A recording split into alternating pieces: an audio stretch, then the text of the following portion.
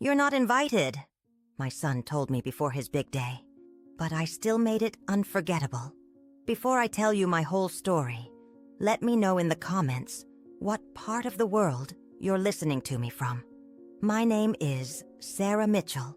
I'm 42 years old, and I've been working as a registered nurse at Chicago General Hospital for over 20 years.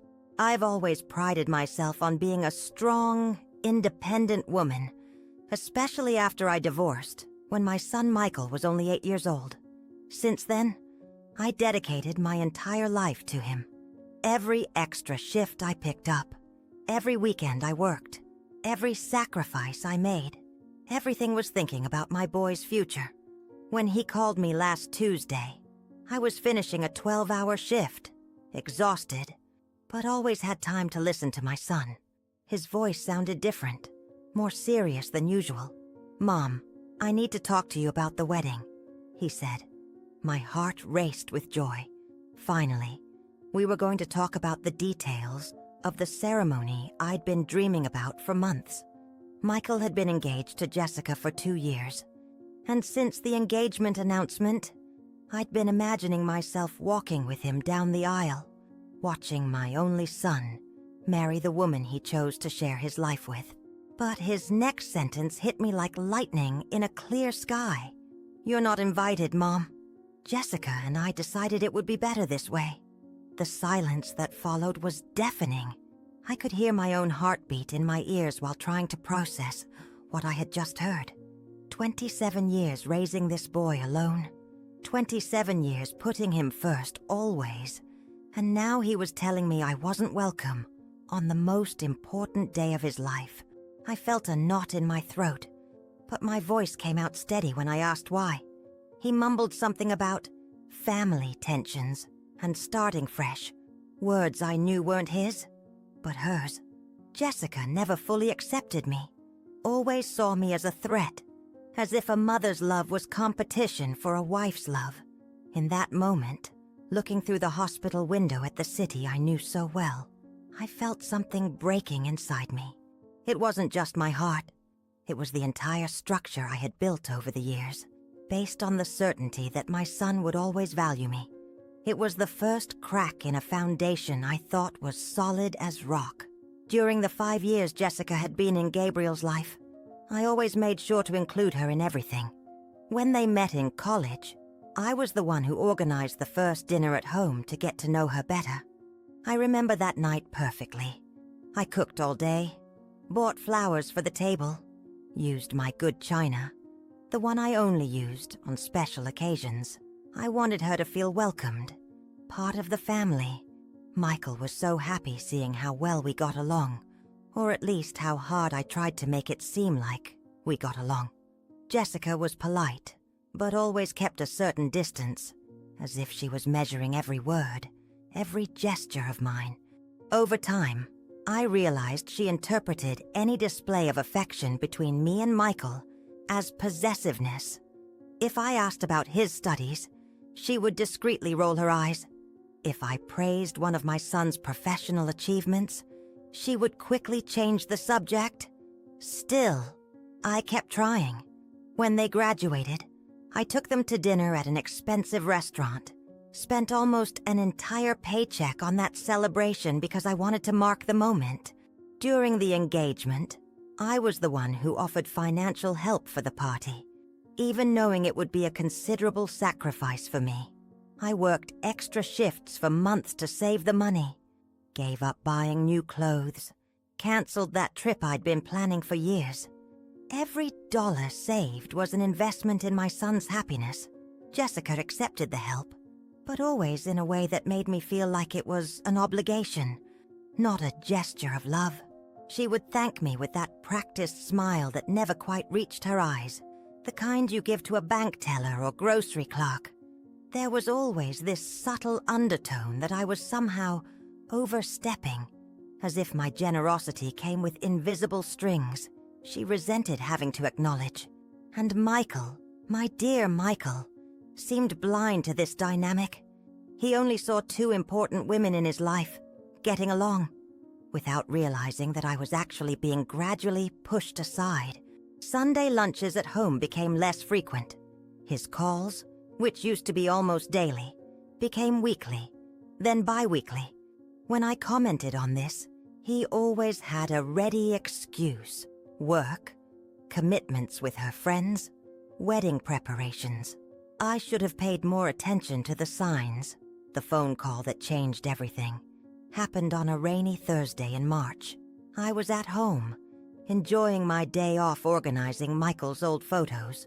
I had spread albums across the living room table, reliving precious moments. His first day of school, graduations, birthdays, the trips we took together.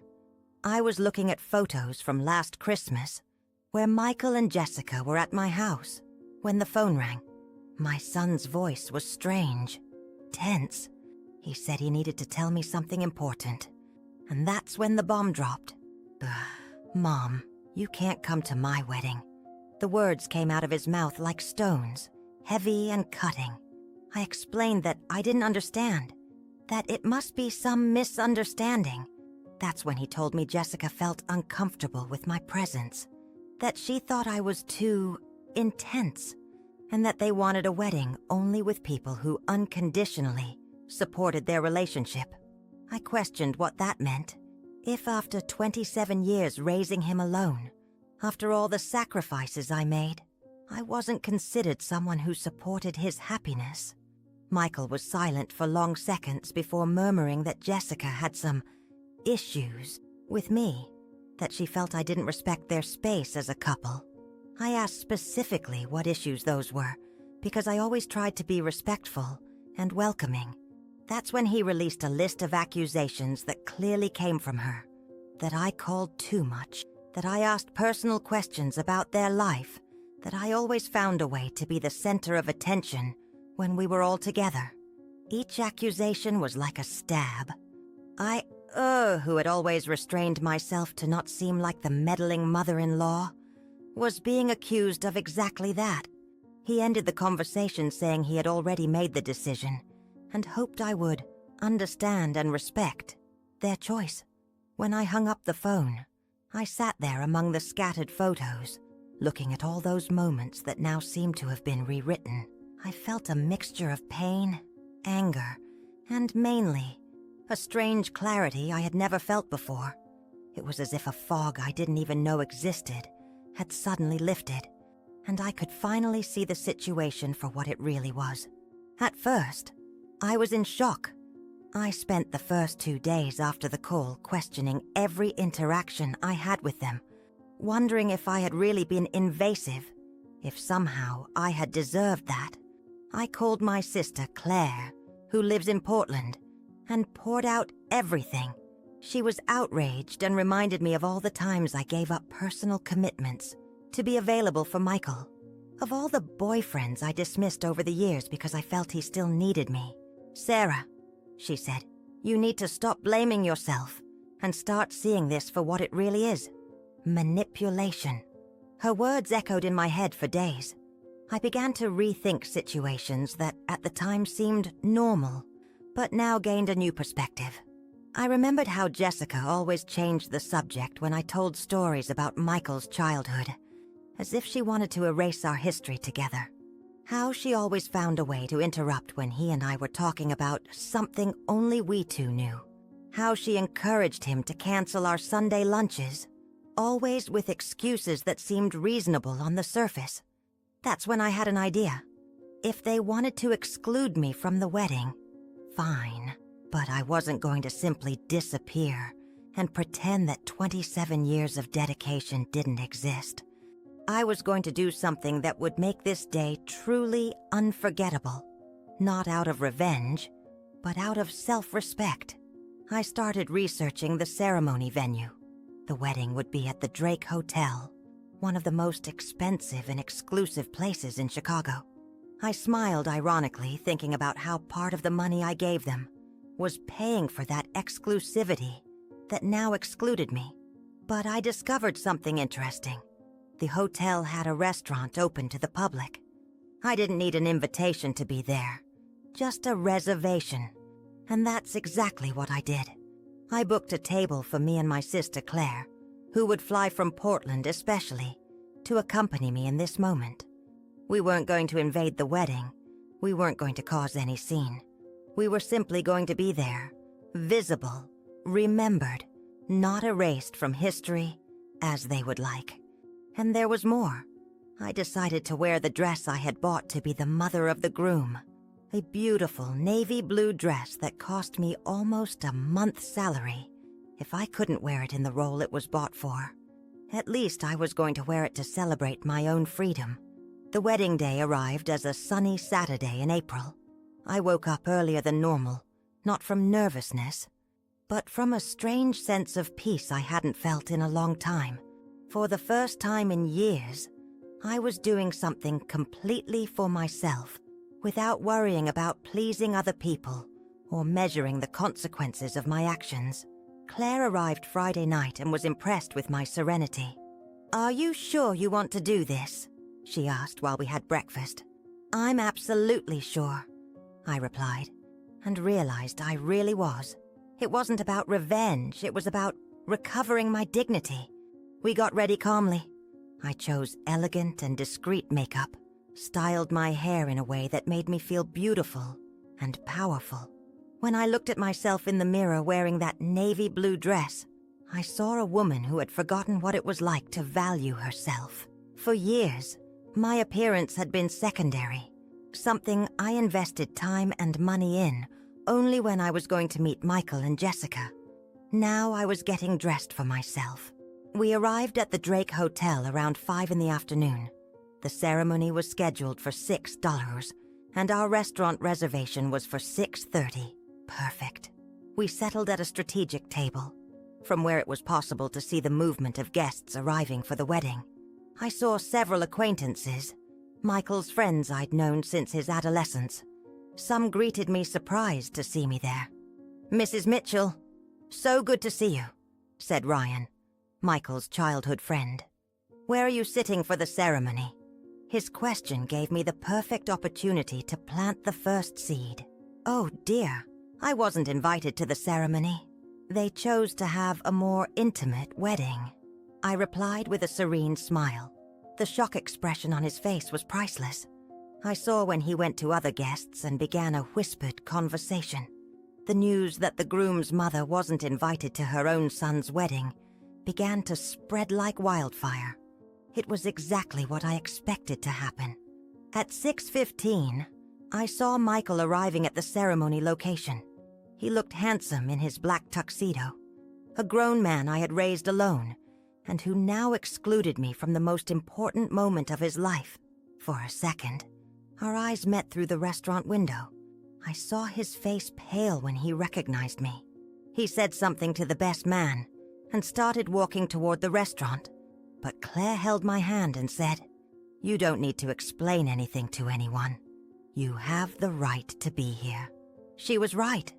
Michael stopped at the restaurant entrance, clearly torn between coming to talk to me and returning to his guests, who were already beginning to question my absence from the ceremony. He chose to return, but I saw that he remained visibly disturbed for the rest of the night.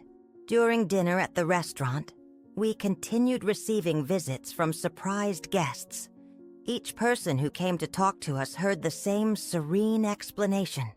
I hadn't been invited, but didn't want to miss being present. Somehow, on such an important day, nobody could believe it. "But you're his mother," exclaimed Mrs. Carmen, an old neighbor of ours. "What do you mean you weren't invited?" I just smiled and changed the subject, letting each person draw their own conclusions. What impressed me most was realizing how many people really cared about me, how many were genuinely outraged by the situation. People I didn't even know knew me so well came to express their affection and support. It was like receiving a collective hug of validation I didn't know I needed.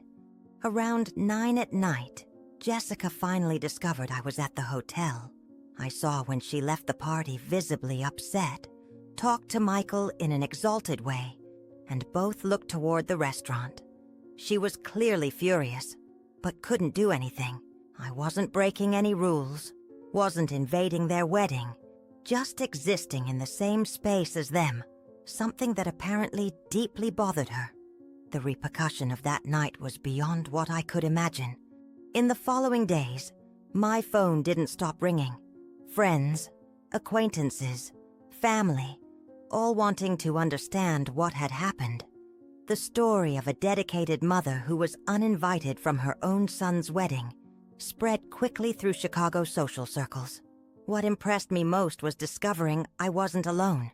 Several friends began sharing their own experiences with difficult daughters-in-law, sons who distanced themselves after marriage, similar situations where they were gradually excluded from their children's lives. It was as if my attitude had opened a floodgate for conversations that had needed to happen for a long time. Michael tried to call me several times the following week, but I decided I wasn't ready to talk. I needed to process everything that had happened and, mainly, understand who I was now, after freeing myself from the constant need to please my son. For more than 20 years, my identity had been intrinsically linked to the role of dedicated mother. Now, for the first time since Michael was born, I was discovering who Sarah was, the woman, not just Sarah, the mother. I started doing things I had set aside for years. I went back to reading books for pleasure, not just medical journals. I renewed my driver's license that had expired 2 years ago because I never found time. I scheduled that dermatologist appointment I'd been postponing. Small things that seemed insignificant, but were actually acts of self-love I had forgotten how to practice. 3 weeks after the wedding, I finally answered a call from Michael. He was different, more humble. He said he had talked to several guests after the wedding, and many people expressed surprise and displeasure with my absence.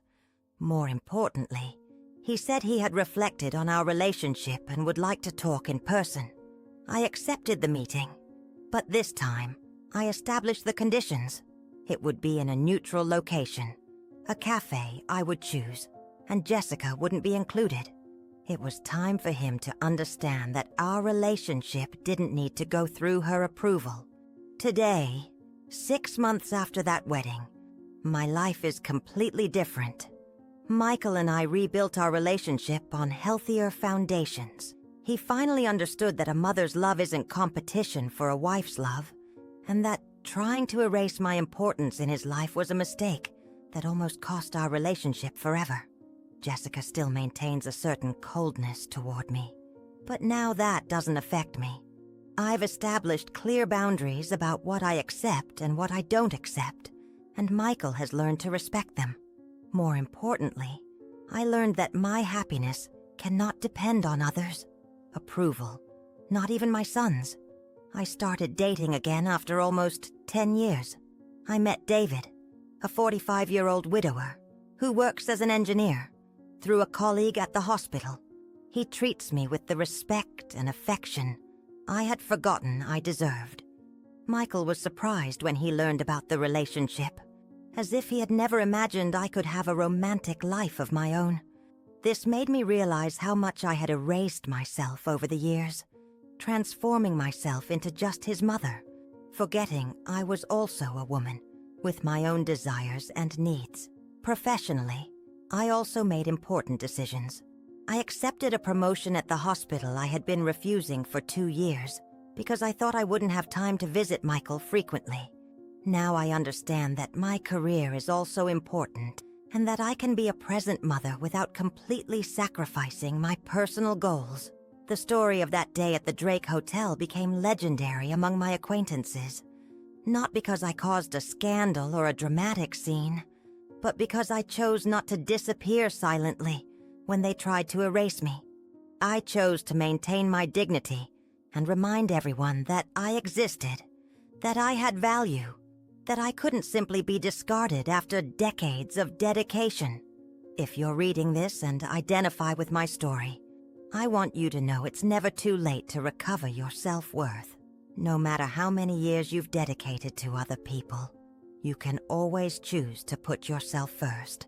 You don't have to accept disrespect in the name of love. Not even when that disrespect comes from a child. Healthy boundaries don't mean less love. They mean self-love. And self-love isn't selfishness. It's a basic necessity for emotional survival.